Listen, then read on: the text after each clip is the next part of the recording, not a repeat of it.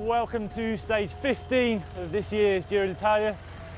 This is a 169 kilometre stage running from Busto Arsizio to Lecco.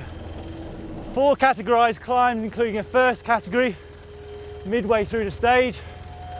We're now on this final climb to the finish.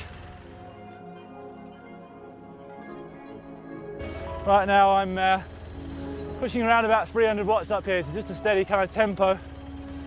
The guys that come up here, it's going to be around about 20-minute climb, and they'll be pushing around about 450 watts to somebody of my weight.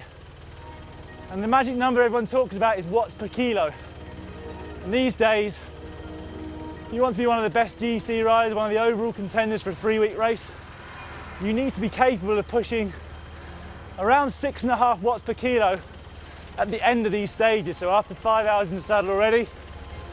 And what that watts per kilo number means is basically how much power per kilogram of body weight, because that's what you're pushing up the climbs.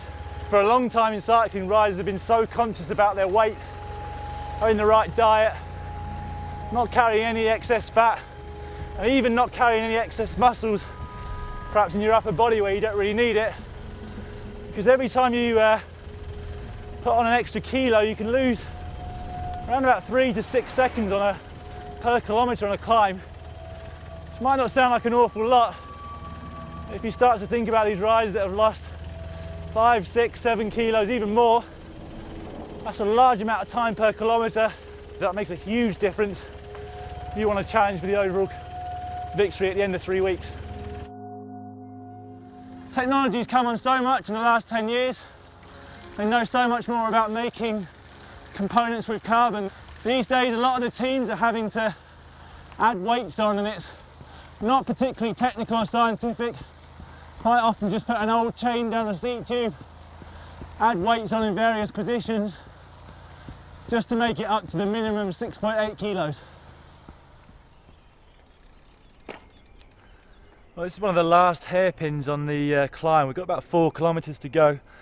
This is obviously the crunch point of today's stage, 169 kilometres to Lecco. This is where the time gaps are going to be made, but of course there's a lot of preparation goes into the hours before and getting up to the climb in the right position.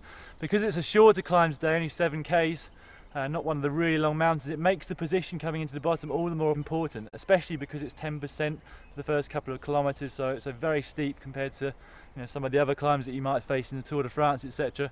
So the teams will be really helping their leaders to get into a good position. You really want to start a climb like this inside the first 30 at the very most.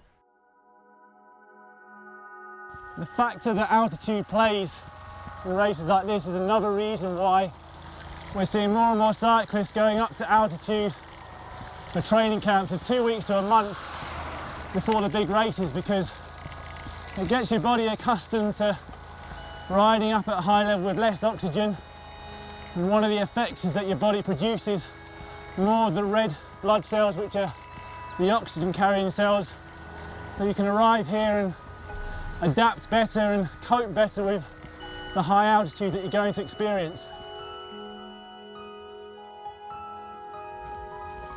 Cadence is kind of a self-selected thing, really. You'll see different riders in the peloton pedaling at much different rates.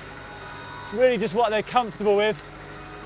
So for example, somebody like Wiggins from Team Sky, he sits in the saddle, just spins away, quite a high cadence.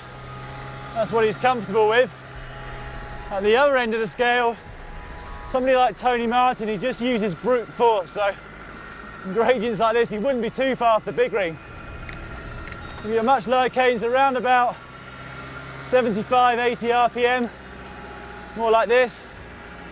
Just grinding and using his full force through the pedals. Slightly less souplesse, as they call it in French, than the guys that spin. One of the questions I get asked often by riders new to the sport is why we still see professional riders slipstreaming each other or slipstreaming their teammates on the mountains. And the reason is simply just because of the speed that they're going, 20 to 30 kilometres an hour on a 6 to 8% climb. There's still a benefit from sitting behind someone else, keeping out of the wind and saving your energy until that final attack.